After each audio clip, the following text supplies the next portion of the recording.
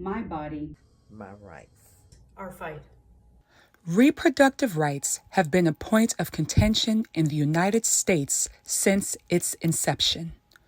Women have fought to own and control their bodies, which continues today. Recent changes, starting with the Supreme Court's overturning of Roe v. Wade, have returned instability for women in many states regarding their health care and ownership over their bodies.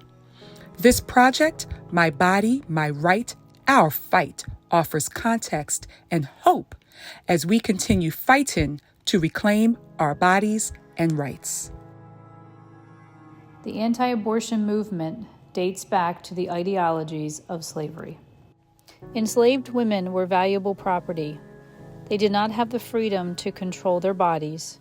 Slave owners prohibited them from having abortions. Black women were sexual chattel, and slave owners cruelly sold their black children for profit. Abortion procedures were once practiced by women for women. Midwifery was interracial. Nearly one-half of the midwives who provided care were black. In 1973, the case of Roe v. Wade was decided by the Supreme Court, making it a constitutional right to access abortion in the United States. This decision directly impacted reproductive rights for millions of women across the country, until it was overturned on June 24, 2022, in the case of Dobbs v. Jackson. The result of this case dictated that states now have the authority to determine whether or not abortion is permitted within their individual borders. This has had various religious, financial, legal, and health impacts on women in America and has led to many critical conversations regarding the reproductive rights of our nation's people. Restrictive reproductive legislation has disproportionate adverse effects on Black and Latinx women, increasing their risk of experiencing interpersonal violence, including sexual assault and intimate partner violence, reproductive coercion, abortion bans, the legacy of enslavement, immigration enforcement, and poverty as structural violence. Also, restricting reproductive health services may increase unintended pregnancies, infants born to families with socioeconomic disadvantages, and interruption in educational and employment trajectories. Inadequate access to prenatal care is associated with a higher infant mortality rate. It is clear that overturning Roe v. Wade has had significant and far-reaching effects on the reproductive rights of women in the United States. The fight for reproductive rights aligns with 2 of the 12 grand challenges for social work. The grand challenges for social work are calls to action to champion social progress powered by science. First, harnessing technology for good to fight misinformation and promote reproductive rights for women across social media is pivotal to this fight. Second, achieving equal opportunity and justice is central to social work. The continued threats and rolling back of reproductive rights disproportionately negatively impact marginalized communities. I advocate for improved access to reproductive choice, a choice that empowers women to pursue their dreams and helps them achieve their dreams without risking their health. For a policy rooted in law and medically accepted by medical professionals, abortions will continue. Restrictive reproductive health care disproportionately affects low-income and marginalized communities who have limited access to high-quality health care. The regulation of abortion and contraception in the United States began in 1800. Abortion procedures were once practiced for women, by women, and were weaponized against minorities and midwives. In 1821, the Connecticut General Assembly passed the first law banning medicinal abortions after the detection of fetal movement. The punishment was a life sentence for any provider who performed an abortion.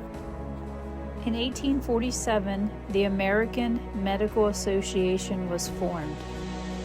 Viewing themselves as elite trained professionals, the physicians advocated for anti-abortion laws. Male physicians viewed women's knowledge of their bodies as subpar, and the American Medical Association chastised midwives, calling their work immoral, unsafe, and unhygienic. Medical instruments and practices were learned on enslaved black women's bodies. Often the practice of suturing lacerations and performing episiotomies were done without the use of anesthesia or pain relief. Black women were terrorized by non-consensual medical experimentation on their bodies. In 1857, Horatio Storer, a physician and anti-abortion activist, led the American Medical Association efforts to make abortion illegal, and by 1860, more than 20 states criminalized the procedure. This movement pushed women, especially women of color, to visit unregulated underground providers. Methods included crochet hooks, clothing hangers, bleach, chicken feathers, and turpentine.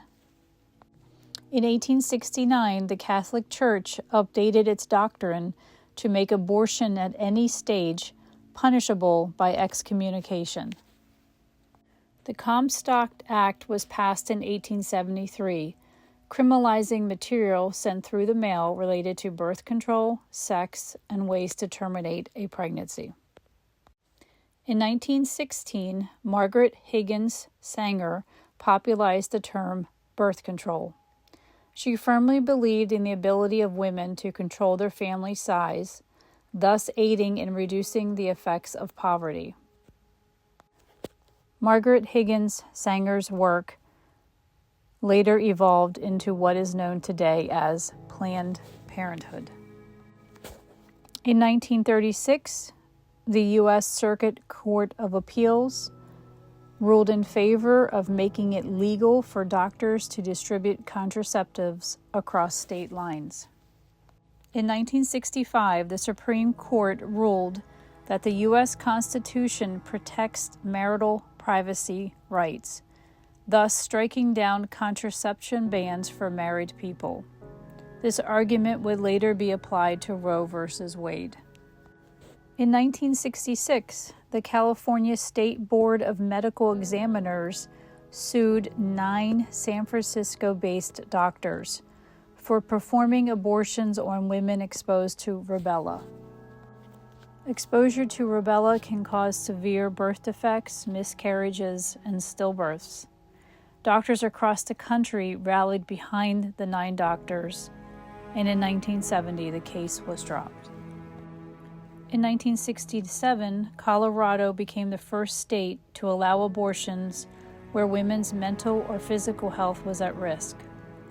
The procedure was allowed in cases of incest, rape, and where pregnancy would result in congenital disabilities. By 1970, Washington, Alaska, New York, and Hawaii legalized abortion.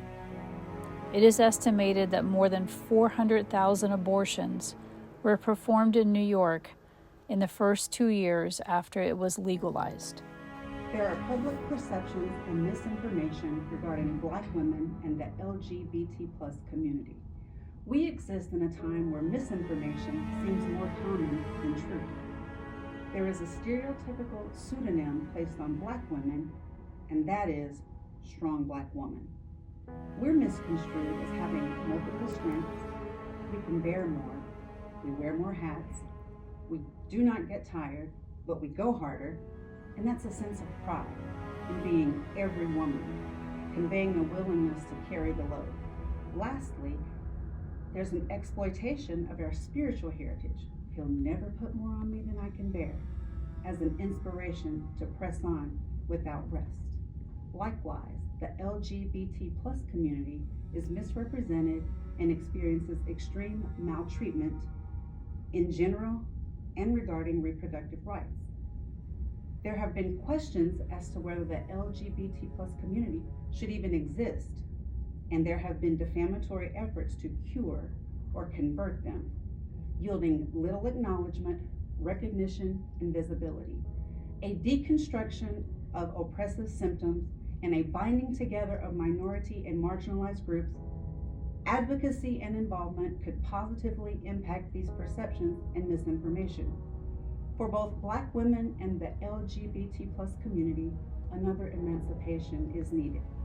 For us Black women, let's trade the physical exhaustion for having a voice, starting with real changes in reproductive health for Black women. It's time to take off the cape and not be superwomen. It's time for others to advocate, be present, and support our needs. I dare you to think differently and openly. In the words of Laurie Buchanan, whatever you are not changing, you are choosing. As a father to a teenage daughter, I've come to realize that reproductive rights are not just a women's issue, they're a family issue, a human issue. I want my daughter to grow up in a world where she has the freedom to make decisions about her body, future, and health without fear or restriction. As men, we must advocate for women's rights and challenge the systems that deny them. Supporting reproductive rights means standing up for equality and ensuring that our daughters, sisters, and partners have the same autonomy we expect for ourselves. Considering the outcomes of this recent presidential election and the overturning of Roe v. Wade, uncertain and challenging times are upon us. As a woman of color, besides the righteous anger that I feel, I'm also deeply concerned about what this means for the marginalized communities in America. However, as Dr. Martin Luther King said, the arc of the moral universe is long, but it bends towards justice, meaning, although change can be slow, if we keep fighting, it's certain. Friends, don't be discouraged. One of our charges as social workers is to keep fighting, especially when it's hard. It's our time. We may not see the end result in our generation, but if we maintain a multi-generational perspective, we know that future generations will. We must keep fighting, and to fight, we will need renewable sources of hope. Hope is going to be our life source. We're going to need hope to fuel what's to come. To do that, we propose 3 ways of coping through these uncertain and perilous times: faith, facts, fight. Let's start with faith. Faith produces hope. Clinging to your faith sources during these times is needed, now more than ever. The church has historically been a beacon of hope to various minority groups.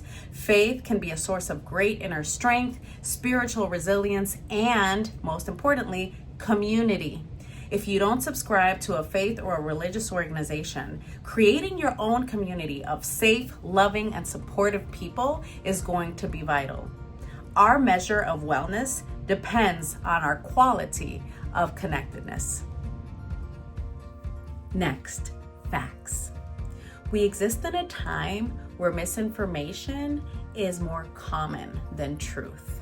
Due to the internet, social media, and the fanaticism of the news, it can be very hard to decipher between facts, truth, and propaganda. That is why it's going to be imperative that we try to reduce our exposure to those modalities and instead try and access information from first-hand sources.